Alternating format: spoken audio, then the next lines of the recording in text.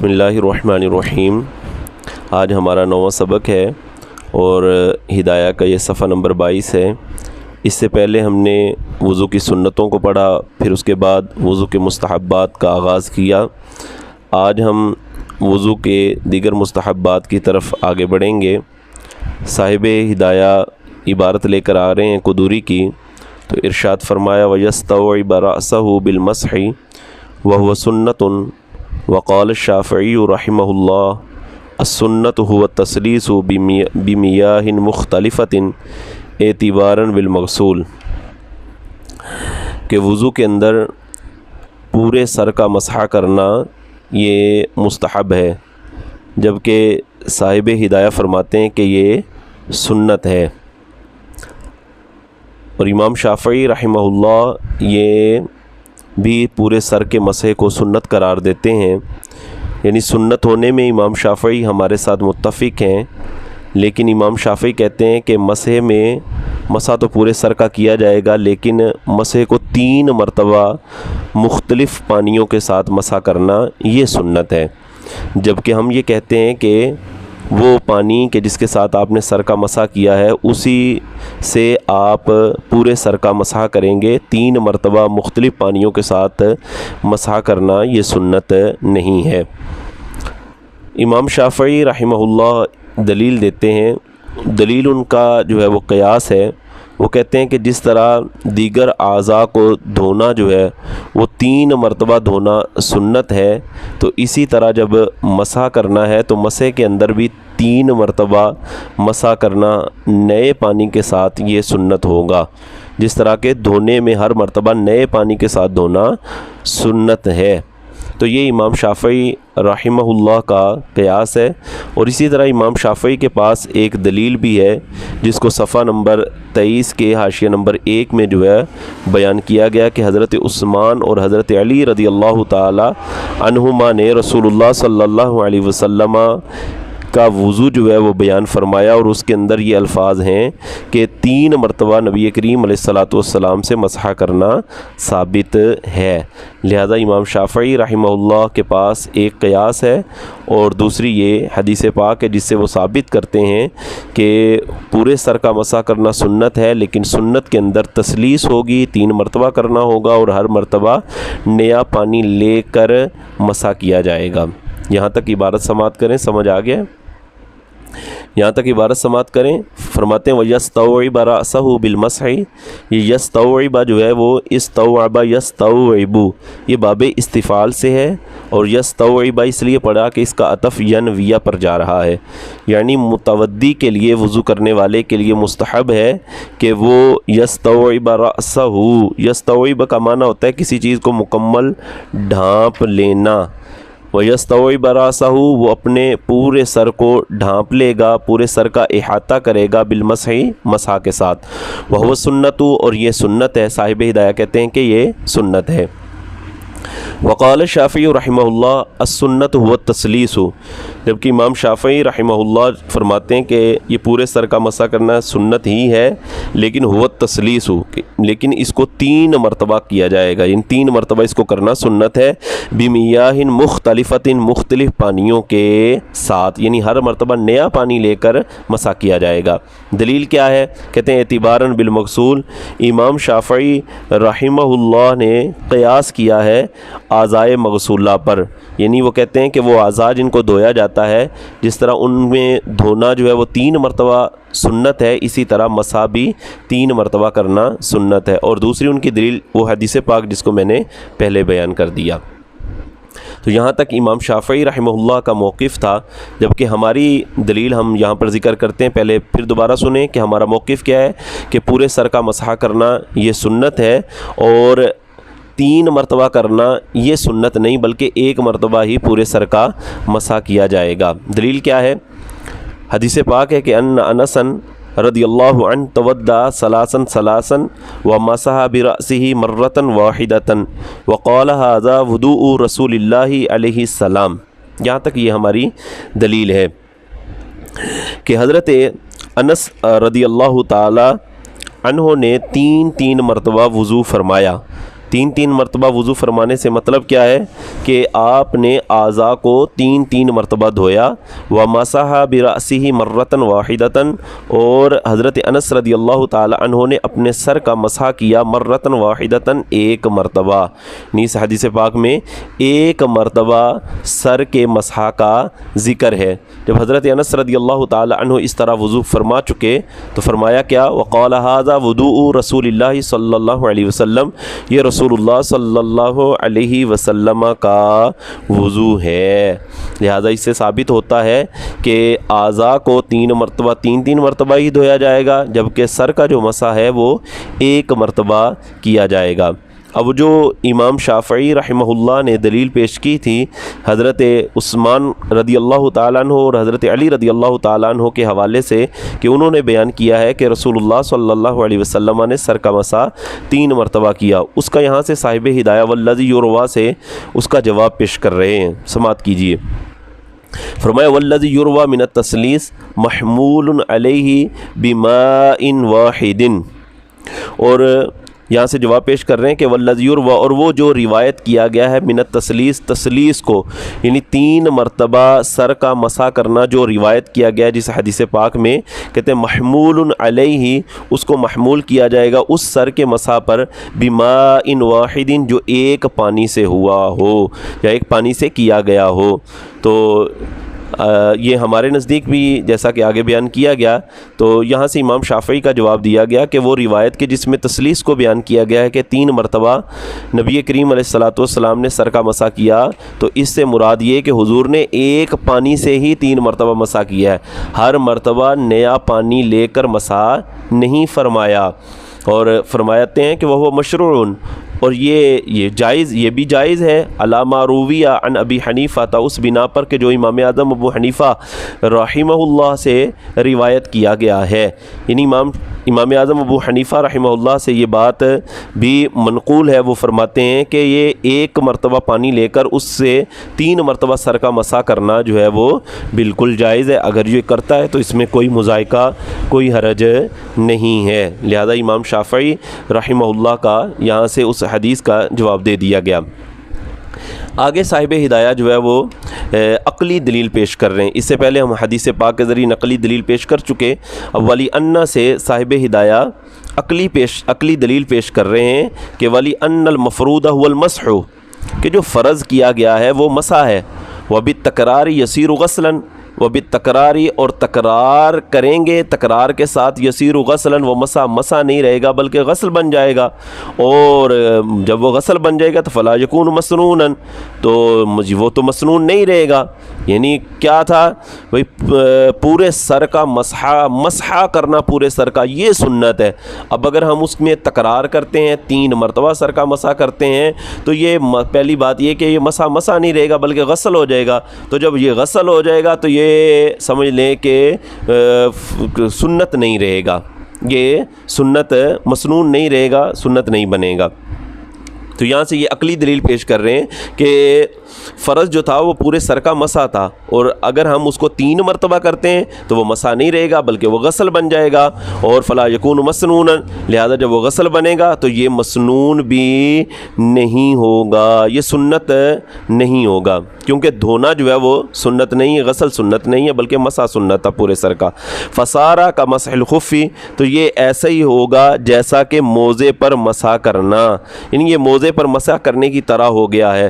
اور موزے پر مسح کرنا جو ہے یہ ایک مرتبہ ہی ثابت ہے، موزے پر مسح میں بھی تثلیث جو ہے وہ نہیں ہے. اور آگے فرماتے ہیں کہ بخلاف الغسل لأنه لا يضره التکرار، برخلاف دھونے کے، کیونکہ اگر اس میں تکرار ہوتا ہے تو تکرار اس کے اندر وہ مضر نہیں ہے کہ ایک مرتبہ دھویا ہے پھر بھی دھونا ہی ہے، 2 مرتبہ دھوئیں گے پھر بھی دھونا ہے، 3 مرتبہ دھوئیں گے پھر بھی دھونا ہی ہے.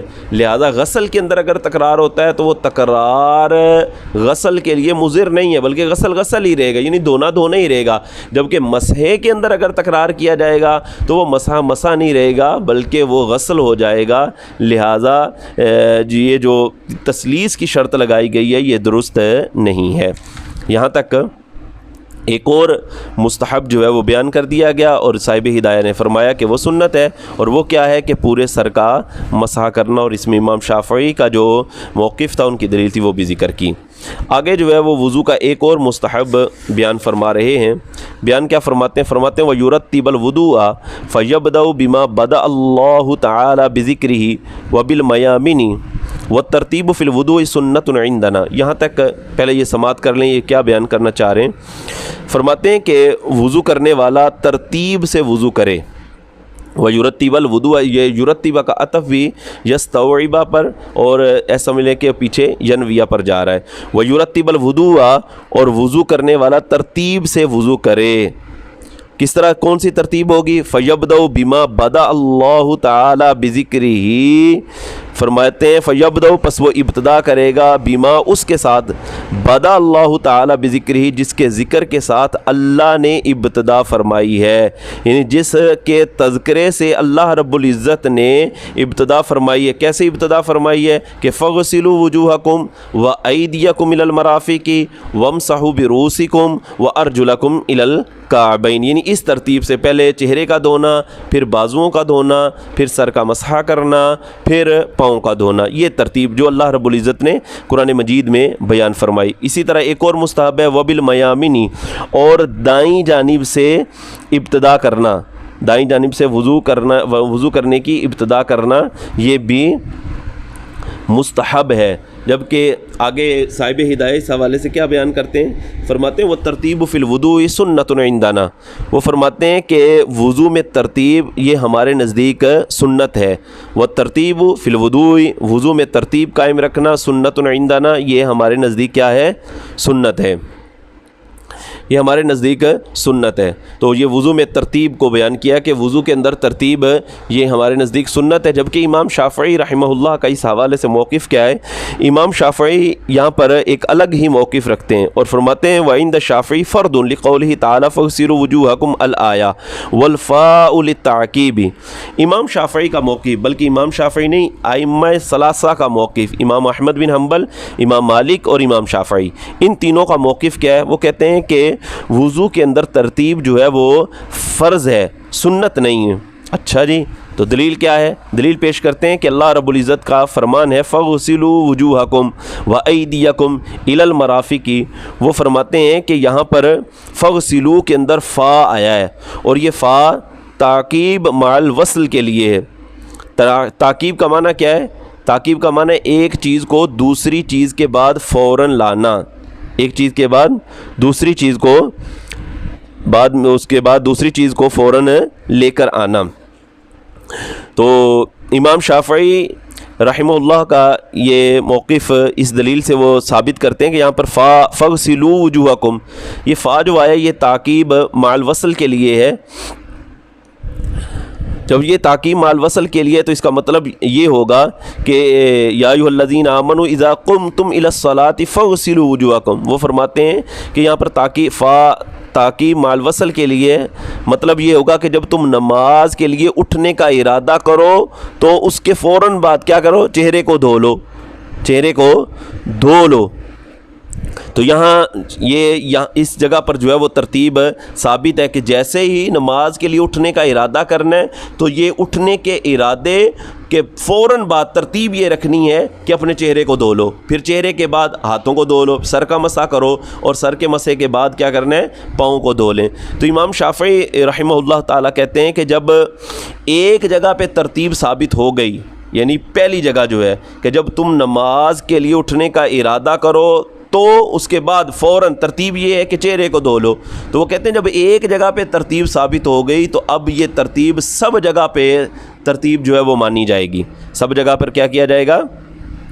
ترتیب مانی جائے گی۔ اور کہتے ہیں کہ اگر آپ بقیہ جگہ پر ترتیب نہیں مانتے، بقیہ جگہ پر ترتیب نہیں مانتے تو پھر یہاں بھی نہ مانیں گے، اگر یہاں پر بھی نہ مانیں گے تو پھر فا جو ہے اس کا کیا مطلب ہوگا، کیونکہ یہ تو اللہ تبارک و تعالی نے ذکر فرمایا ہے، تو لہٰذا فا ہوتا ہی تعقیب مع الوصل کے لیے، لہٰذا جب پہلی جگہ پر ترتیب ثابت ہو گئی تو بقیہ جگہوں پر بھی ترتیب کو ماننا پڑے گا۔ یہ امام شافعی کا موقف ہے کہ انہوں نے فغسلوا میں فا جو ہے اس سے استدلال کیا ہے کہ یہ تعقیب مع الوصل کے لیے، اور تعقیب مع الوصل کا مطلب ہوتا ہے کہ ایک چیز کے بعد فوراً دوسری چیز کو لانا۔ سنیے، وعند شافعی رحمہ اللہ فرد، امام شافعی رحمۃ اللہ تعالیٰ علیہ کے نزدیک وضو کے اندر ترتیب یہ فرض ہے کہ اللہ تبارک و تعالیٰ کے فرمان کی وجہ سے کہ فغسلوا وجوہکم، پس تم اپنے چہروں کو دھو لو، الآیہ سے مراد میں اس پر پہلے کلام کر چکا، الآیۃ معلومۃ معروفۃ، یعنی پوری آیت معلوم ہے، معروف ہے، آگے مکمل اس کو پڑھ لیں۔ اور فرماتے ہیں والفاء للتعقیب، کہ یہاں پر جو فا آیا ہے یہ تعقیب کے لیے ہے، یعنی ایک چیز کو دوسری چیز کے فوراً بعد لانا، تو جب یہ تعقیب کے لیے لہذا ترتیب مانی جائے گی، اور یہ ترتیب اس سے ثابت ہو رہی ہے، فرض ہے۔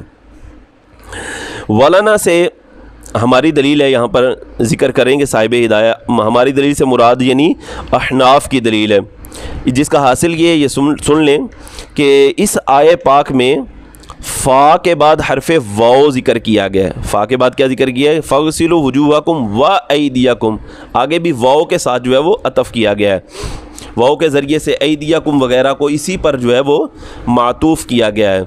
اور اکثر نحویوں کا اس بات پر اجماع ہے کہ واو یہ مطلقاً جمع کے لیے آتی ہے۔ واو کس کے لیے آتی ہے؟ مطلقاً جمع کے لیے آتی ہے۔ اب واو مطلقاً جمع کے لیے آ گئی، اب یہاں پر دو حرف جمع ہو رہے ہیں، ایک واو اور دوسرا فا، یہاں پر واو اور فا دونوں جمع ہو گئے۔ اب انصاف کا تقاضا یہ ہے کہ دونوں پر عمل کر لیا جائے، واو مطلقاً جمع کے لیے آ رہی ہے، فا تعقیب مع الوصل کے لیے آ رہی ہے، دو حرف جو ہے وہ آئے ہیں، تو دونوں حرفوں میں ہم نے یہ کرنا یہ ہے، انصاف یہ کرنا ہے کہ دونوں پر عمل ہو جائے، اور دونوں پر عمل ایسے ہوگا کہ فغسلوا کا فا یہ تعقیب کے لیے نہیں بلکہ اذا قمتم کے ذریعے جو شرط بیان کی گئی ہے اسی شرط کے جواب میں یہ واقع ہوا ہے، لہذا جب یہ تعقیب کے لیے نہیں ہے تو اس سے ترتیب کا اس بات سے معنی دار، اس سے ترتیب نہیں مانی جائے گی۔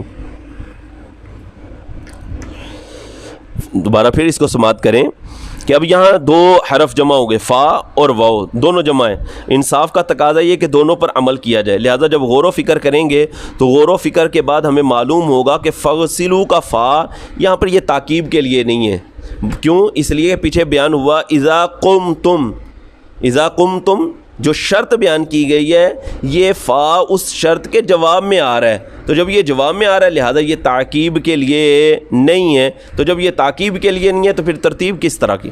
ایک جواب اس کا یہ، اور دوسری بات یہ کہ اگر ہم فا کو تعقیب کے لیے مان بھی لیں تو اس صورت میں یہ آیت قرآنی کا مطلب یہ ہوگا کہ اعضائے اربع کا جو وظیفہ ہے، اعضائے اربع کو جو دھونے کا عمل ہے، اعضائے اربع کو دھونے کا عمل اور سر کا اعضائے اربع کا جو دوبارہ پھر سنیں اس بات کو کہ اگر ہم فا کو تعقیب کے لیے مان بھی لیں تو اس صورت میں آیت قرآنی کا مطلب یہ ہوگا کہ تم نے اعضائے اربع کا وظیفہ یعنی ان میں 3 اعضاء کا دھونا اور ایک سر کا مسح کرنا یہ قیام الی الصلاۃ پر موقوف ہے، قیام الی الصلاۃ پر موقوف ہے، یعنی جب تم نے نماز کے لیے اٹھنے کا ارادہ کرنا ہے تو اس کے فوراً بعد یہ تم نے اعضائے اربع کا وظیفہ کرنا ہے، یعنی اس میں ترتیب ہے کہ تم نے اٹھنے کے فوراً بعد میں یہ چیز لے کر آنی ہے، اس کے بعد کیا کرنی ہے؟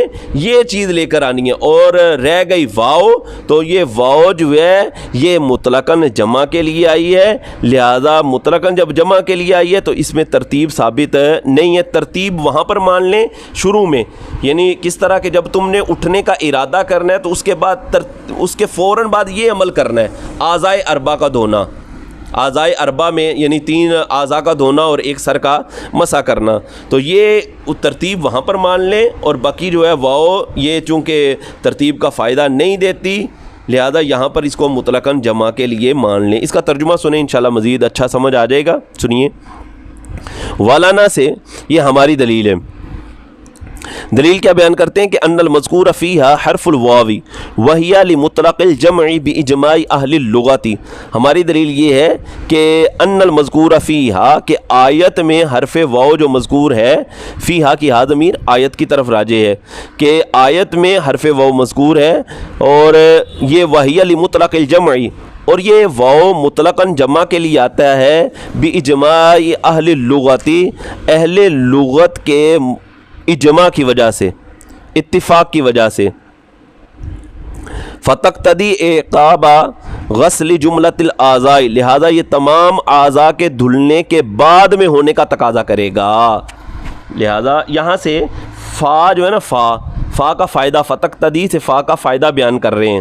واو تو مطلقاً جمع کے لیے ہوگی، اب فا بھی آیا تھا، تقاضا یہ تھا کہ دونوں، انصاف یہ تھا کہ دونوں پر عمل ہو جائے، تو کہتے ہیں فتقتدی اعقاب غسل جملۃ الاعضاء، لہذا یہ فا تقاضا یہ کرتا ہے کہ تمام اعضاء کے دھلنے کے بعد میں ہونے کا یہ تقاضا کرتا ہے، تمام اعضاء کے دھلنے کے بعد کا تقاضا کرتا ہے. یعنی فا یہ بات بتاتی ہے کہ جب تم نے نماز کے لیے اٹھنا ہے نا، تو نماز کے اٹھنے کے فوراً بعد تمام اعضاء کا دھو لینا ہے. تو یہ تمام اعضاء کے اٹھنے کے، یعنی نماز کے لیے اٹھنے کے فوراً بعد کا یہ تقاضا کر رہا ہے کہ جیسے ہی تم نے نماز کے لیے اٹھنا ہے تو فوراً اس کے بعد ان اعضاء کو اپنے دھو لینا ہے، یہ تقاضا کر رہا ہے.